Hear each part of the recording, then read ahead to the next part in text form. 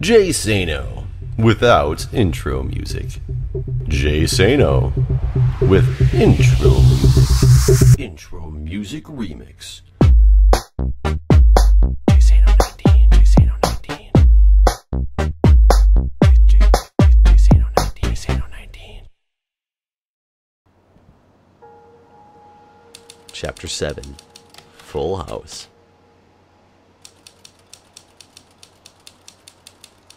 A friend of Dan's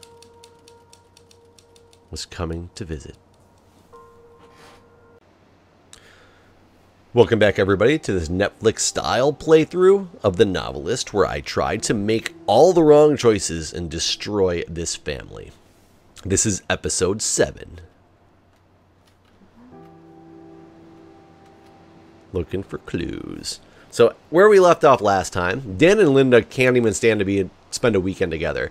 They had reservations for a bed and breakfast. They didn't even go to not upset Tommy. He went to the bed and breakfast and she went and stayed at her sister's because they can't stand the thought of being together. Honey, I'm so sorry it's been so long since my last letter, but we've been all over the place. Have you gotten selected for that big house yet? Have you gotten settled into that big house yet? I hope getting away from everything has been helpful for you and Dan. I'm writing because, speaking of getting away, your father and I are going to take a road trip.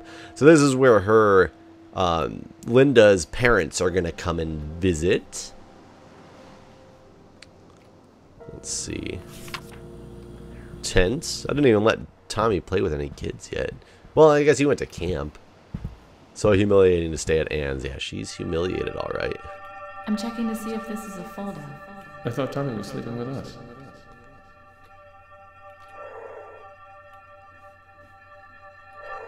Oops. No. Out of lamp. Tommy's asleep now, and I just tried for the last time to talk Dan into taking better care of himself, but he didn't listen. He went on about he was still young and how he just didn't have the time for a hobby like jogging, as if caring about your health is a hobby. It's so frustrating you can't make people do something if they don't want to. I just hope he has a change of heart someday and realizes that he won't be young forever. You can't take good health for granted. So it looks to me as if a lot of these memories don't necessarily mix exactly with the destruction that I have done to this family. So maybe it wasn't expected that I destroy the family as bad as I have. Guy, probably not expecting to hear from me, are you? You know, I'm all about surprises. Look, we're heading up to the coast next weekend, and we're going to drive from LA to Seattle. I have an interview up there on Tuesday, and Kelly has a friend who's going to introduce her to some casting people from Vancouver. Can we crash at your place on the way up? We should be pulling through next Friday. I was thinking we could use it as an excuse to jam on our books. Okay, so this is where he wants to come. Dan's buddy wants to come and help him out with the book. Is this the one I just read? Yeah, it's the one I just read. Let's see what Anne's got in her, or Linda's got in her studio here. Check sofa, call Chamber of Commerce, hotels in town, double check T&K trip when Dan gets back. So I already got Linda's stuff down. Oh, there's little Tommy. Hi, honey. Hey, Mom. Oh no, well I guess I'm in your mind now, so we'll stay there. Where are you? All upstairs? Not in there. Not in there either. Dude, where the heck you at, man?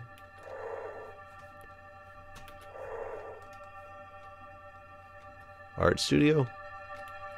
There's one.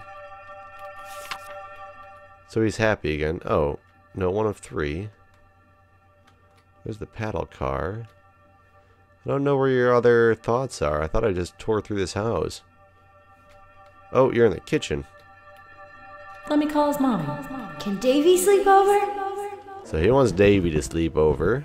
So you want... Wash that ugly sweater Mom and Dad gave me so they could see me wearing it. Okay. Might be still able to salvage the book.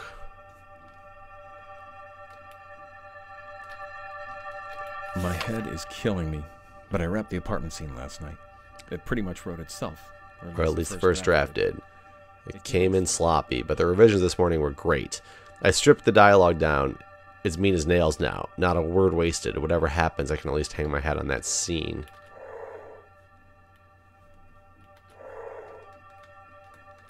You're in the bedroom.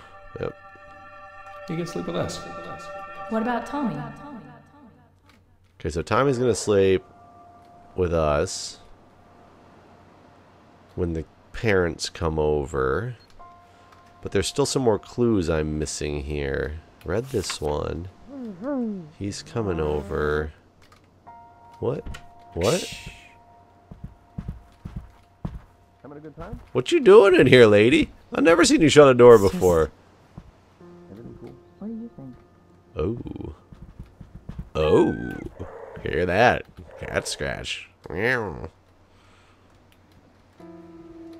Can't select anything over here. Okay, Tommy wants that. So I think Tommy wants to have his buddy come over. Oh, I just missed you, didn't I? Get back here, Tommy. Blue sheets. Mommy needs them for Grandma and Grandpa. Wait, that's nothing to do with somebody coming over. Wait, no. Don't need the blue sheets if Mommy needs them for Grandma and Grandpa.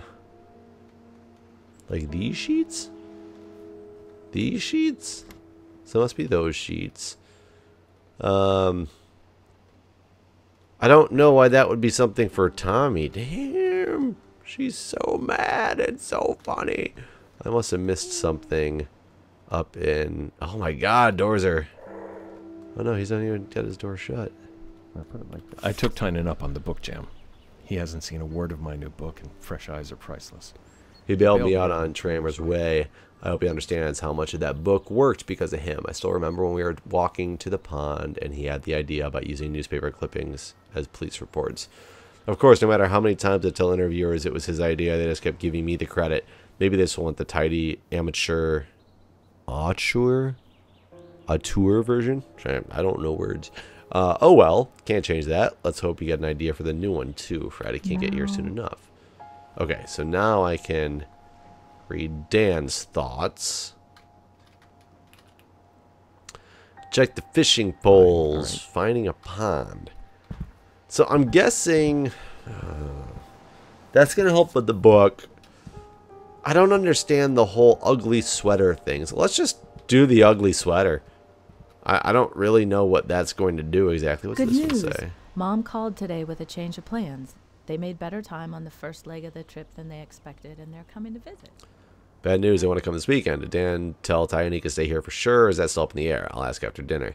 Sounded cheerful enough on the phone, though I can't help wondering if they took the trip because they hit another rotten patch. Okay, so this is where the parents were going to come over, and I don't remember what I ended up choosing last time. I remember I was unable to find the sweater, though. What is this? I talked to Davy's parents, and they're okay with them sleeping over. They said they could take care of Tommy some weekend and return. I know Tommy isn't great, but maybe we can work something out. Let's talk when you get up. Is this the ugly sweater? Okay, we're definitely choosing the sweater. And this one, I'm debating if there should be a compromise. Something like... No, I can't see any compromises, because I don't understand what the blue sheets mean, because I assume the blue sheets would have... Yeah, fishing poles or blue sheets. I don't know why the blue sheets would make Tommy happy, because he wanted to go spend time with Davy. So I can't give him that opportunity.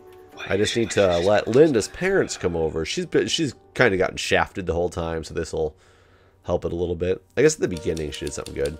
Linda was so excited to see her parents that she almost felt happy putting on the hideous sweater they'd given her as a previous Christmas.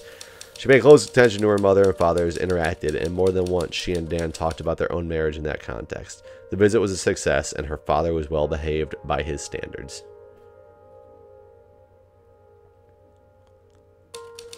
Tommy cried when Dan told him that Davy wouldn't be able to sleep over, and the fact that the extra sheets were used for grown-up house guests instead of a sofa fort only upset him more. He didn't want to sleep with his parents, and in the middle of the night he woke up and tried to get back into his room, causing an embarrassing scene.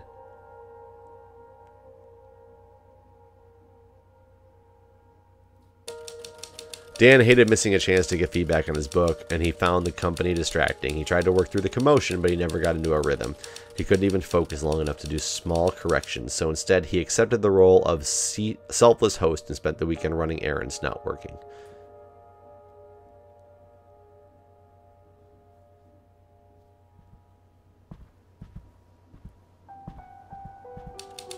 Chapter 8. The Funeral. That night, Linda got a phone call.